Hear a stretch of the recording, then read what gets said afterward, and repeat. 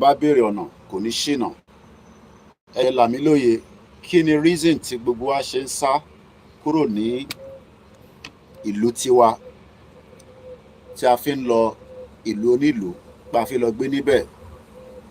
Whether you live in UK, you live in African countries, kí ni reason tá a ṣe ń sá lọ tí a fi gbé ní ọ̀dọ̀ tiwa? Ẹ là mí lóye, ẹ̀yin ọ̀jọ̀gbọ́n tí ẹ̀ ń darapọ̀ mọ́ wa lórí ètò wa Koikimedia. Mo kí wa pé good morning, happy Sunday. Èní a máa jẹ́ 26 May. May náà ti ń tán báyìí. May náà fúnra rẹ̀ ó ti ń tán. K'Ọlọ́run Ọba Elédùmarè kó jọ nínú ọlẹ́ ó fẹ́ kí a rí délẹ̀ ọdún tó ń bọ̀ náà kó ṣojú ẹ̀mí wa. Gbogbo ìbéèrè wa tí a ń béèrè látara pé a fi dá dúró gẹ́gẹ́ bí orílẹ̀-èdè, but ìbéèrè tí mò ń béèrè ni pé good morning, kí ló ń lé wa kúrò nínú Nàìjíríà, àti pé kí ni reason tí a ṣe fẹ́ gbé ní Nàìjíríà?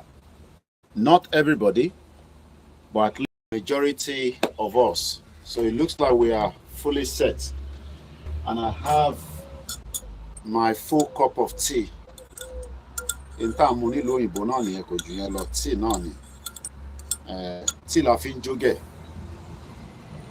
Èmi ò like máa fi tea bag sínú ẹ̀, so mo máa ń yọ tea bag mi kúrò. Ṣé bẹ́ẹ̀ náà lẹ́yìn náà ṣe máa ń mu tea tiyín? Ṣé máa ń yọ tea bag yín kúrò? Mo kí wa lẹ́ẹ̀kan sí i. Mo ní kí ló ń lé wa kúrò tí a fi ń sá káàkiri, tá à ń lọ sí France, à ń lọ sí Spain, à ń lọ sí Italy, àti pé tó bá jẹ́ pé option wà fún wa. Mo kí Ògúnmọ́lá, ẹ má bínú pé a lo mixlr because a sì máa ṣe broadcast properly. Mo kàn fẹ́ fi lé, mo fẹ́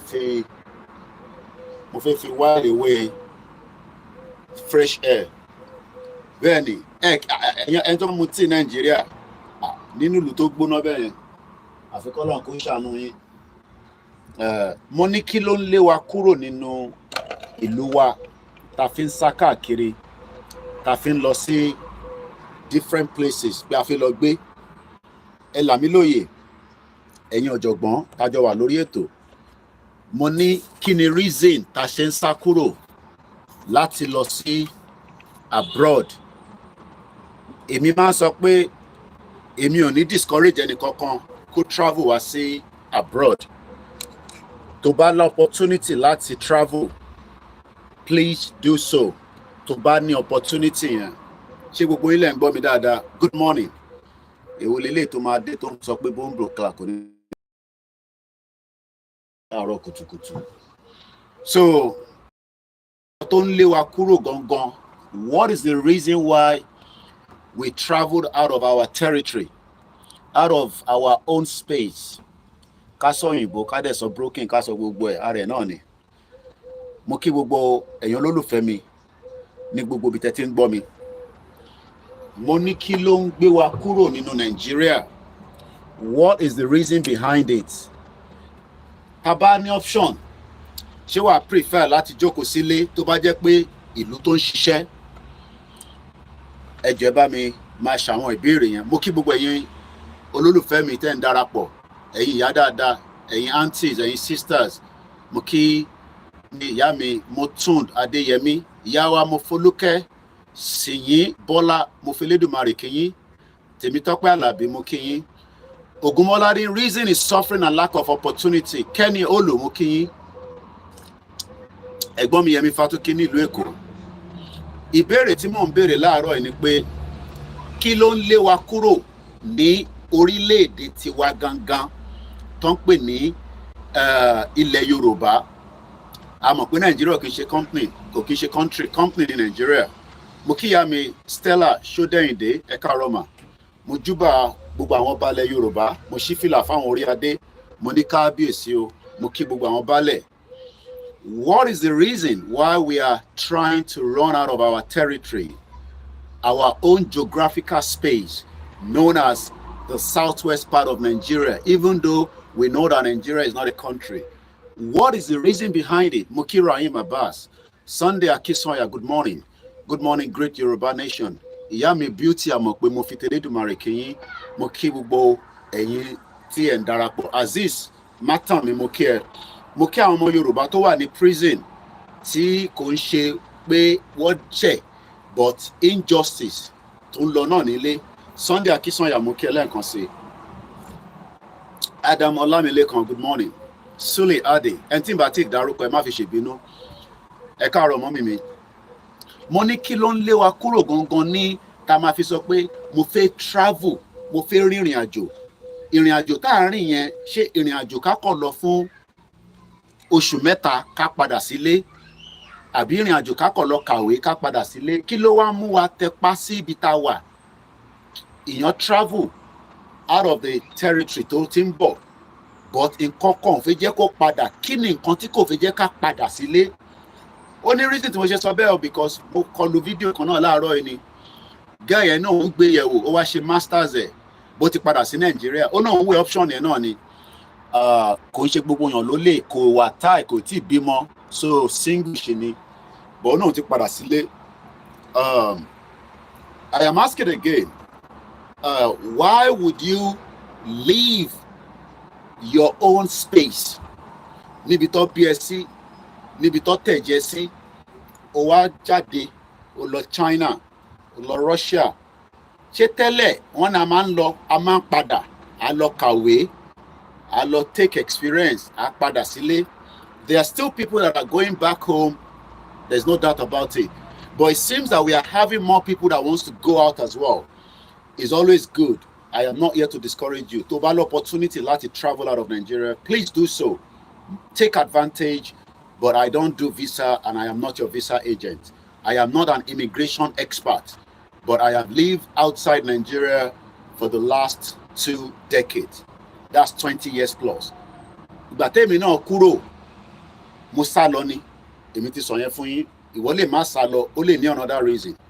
But what will make you want to leave your own territory? Tó bá ní opportunity níbi tó wà, kí ló dé tó ṣe fẹ́ jáde? These are all the questions why Yoruba Nation comes in. Because with the reason why ta ṣe ń sọ̀rọ̀ Yoruba Nation, òun ni pé we want a better life. We want a life like all other people around the world. The world is a beautiful place. We have about 195 different countries around the globe. And when you look at the world, no, it's late. When you look at the world that we are living, you should then start asking, kí ló dé tí wọ́n rí bẹ́ẹ̀? Kí ló dé tí wọ́n rí báyìí? What is making the difference? Why is it that we look at the news, you see the happenings around the world, and then you start asking, ṣé wọ́n ṣe èmi bí ni? Ṣé mo ṣe Ọlọ́run ni? Ṣé ìran Yorùbá àbí àwọn ìran tó kù? Kí ni crime wa? Ṣé ohun Ọlọ́run ló ṣe kọ́kọ́ gbé wa lọ sí irú journey pé kó lọ áàdì Yorùbá mọ́ àwọn ẹ̀yà burúkú? Because àwọn ẹ̀yà burúkú ni Fúlàní, there's no doubt about it. Àwọn ẹ̀yà tó kù náà ní tiwọn lọ́wọ́, but Fúlàní ẹ̀yà burúkú ni wọ́n. Because sometimes tíyàn bá ń ronú pé ṣé ohun Elédùmarè ló fi capture wa, because first and foremost báwo ló ṣe rí wa capture? How did we get to where àwọn òyìnbó yìí wọ́n capture wa? Ṣókọ̀ wọn Ọlọ́run pé maybe it should happen for a period of time, and now period yẹn ó ti expire. Mo kí Prince Adébáyọ̀ Shitu, Prince Gabriel mo kí yín, Adéwálé Adéyẹmí brother mi ní gbogbo Àlímọ̀ṣọ́, the biggest local government wọ́n ní kódà ní gbogbo Nàìjíríà, mo kí Bishop Adésínà, Azoribe Ifeanyi Samuel, Yorùbá Nation, mo kí àwọn Biafra, mo kí gbogbo yín nílùú Abẹ́òkúta ní gbogbo ibi tẹ́ ti ń gbọ́ mi, mo ti pè yín lẹ́ẹ̀kan, so àti go live báyìí a sọ̀rọ̀ lẹ́yìn ètò. Ìbéèrè tí mo fẹ́ béèrè yìí, it is important because ó ní ṣe pẹ̀lú future wa. Why is it that we were even captured during the slave trade? Ṣàrá àwọn tó gba àbọ̀dè fún ìran Africa, or torí pé wọ́n ní ìbọn tó kó wá during that slave trade? The slave trade it lasted for a very long period of time. It was a painful era. People were moved as slaves on the sea to go and do sugar plantation in America, in the Caribbean. They were used to build the European countries. But the European countries are now saying that we don't want enough Africa anymore. We only need the people that can serve the jobs that we need you for. The care job, the hospitality job, the catering, maybe a bit of farming. But we don't need you, everybody. We just need few of you. Why is it then that Odotiwa Koribe, Tawa no maso pe eyin oyinbo e ma bo, ka fi yin sheru, be ina se fi wa sheru. Why were they so powerful? Moki, Baba mi Gideon, Oluwasegun, Princess Abiyon, Abi, you know. Princess is not a pet name. They are related to the one. Nigeria is not working, sir. I am not disputing that it's not working, but what will make you want to go out of your own space? Because leaving your own people, most of us have family back in Nigeria, and the pain, the feelings, triple DRS, you will better on the Southeast. Monica Safa, why then, after we have even lived in the UK, in the European countries, in Asia, in Cyprus, in Turkey, in China, Russia, and all these countries, kilo de to one difficult fún apeka padà sílé. Wọ́n ní ilé làbọ̀ sinmi oko. Ṣé ọ̀rọ̀ yẹn ṣó wà valid? Àbí ibi tí yàn bá ń gbé nílé?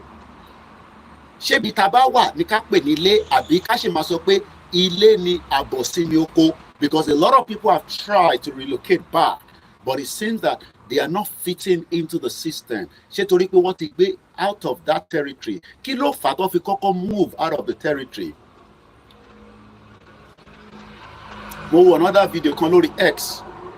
Baby Annie, if you give birth, after 3 years, take them back home so that they can learn the culture, they can learn the language, and they can also be disciplined. Because the European lifestyle, ó yàtọ̀ sí lifestyle tiwa.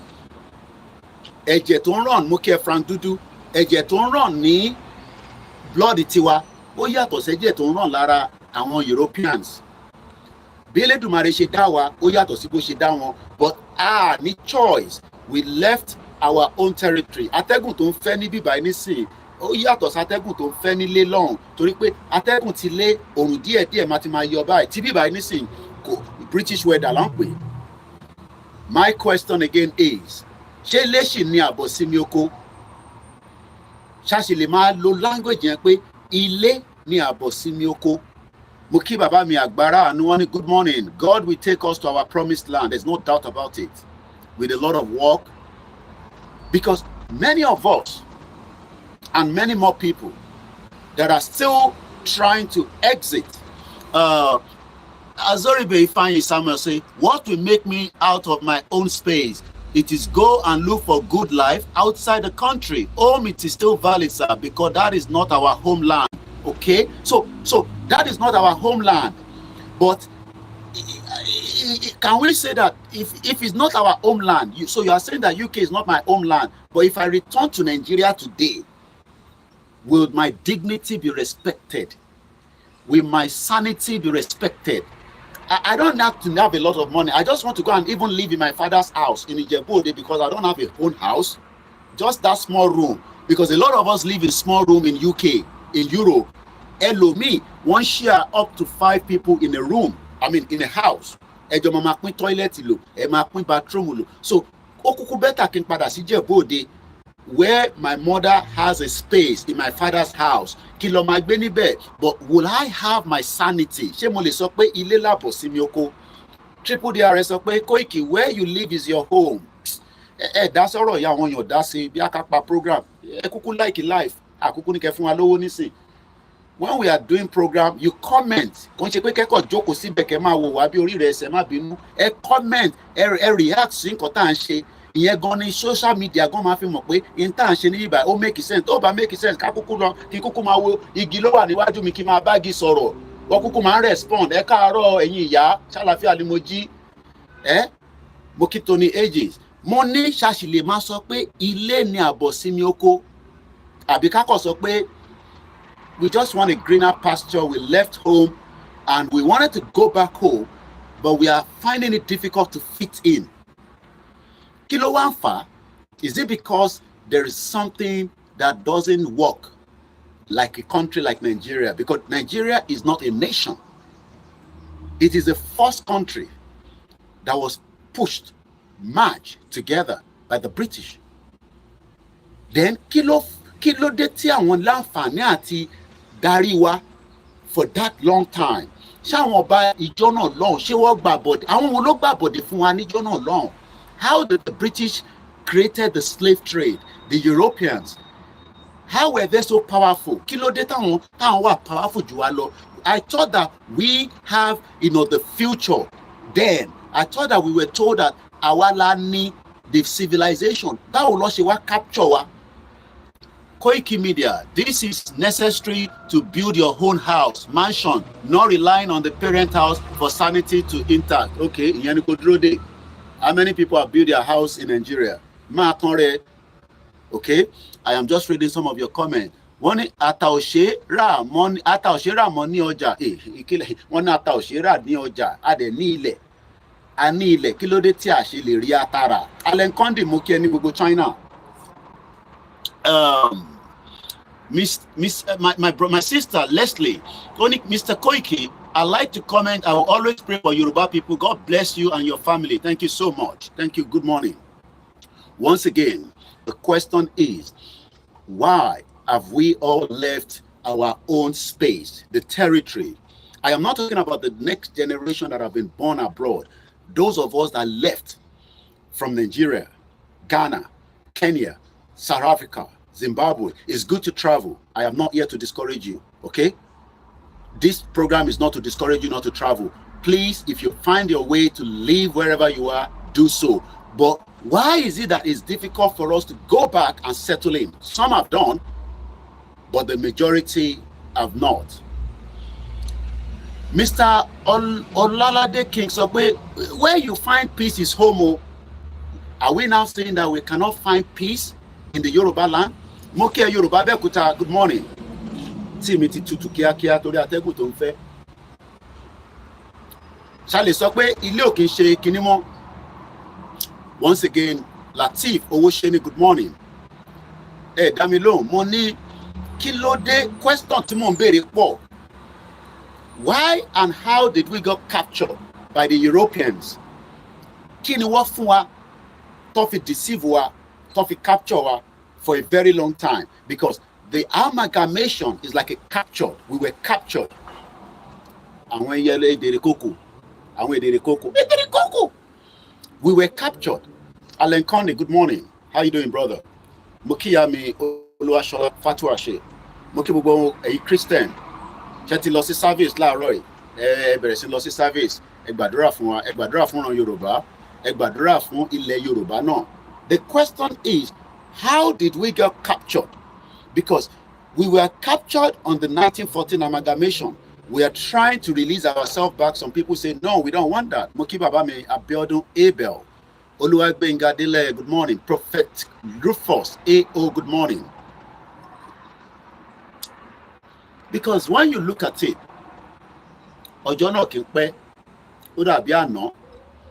each time I look back is like 20 days I've spent in this country. But literally, I have spent 20 years plus. It's a long time.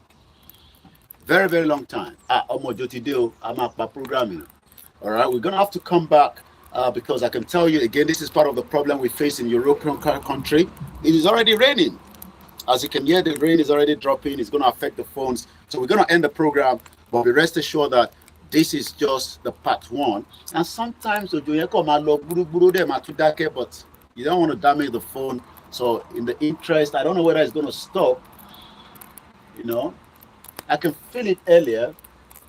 But again, I might have to end the program just to save the phone from not being destroyed by the rain. If anything, we'll come back. I can assure you that happy Sunday. That's the British weather. Unpredictable. àdúrà àgbàdúrà wa adélẹ̀ lérí láṣẹ Èdùmàrè. A very good morning and bye for now.